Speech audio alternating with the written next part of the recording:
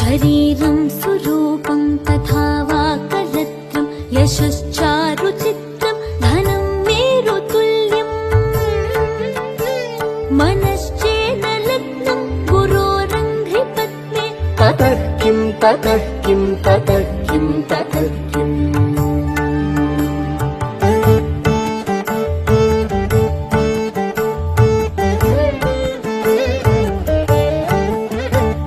कलत्रं धनं पुत्रपौत्रादि सर्वं गृहं बान्धव सर्वमेतद्धि जातम्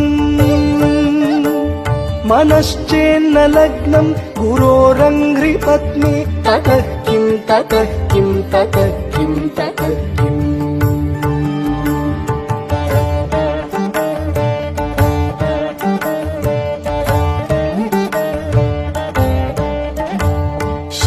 षडङ्गादिवेदो मुखे शास्त्रविद्या कवित्वादिगद्यं सुपद्यं करोति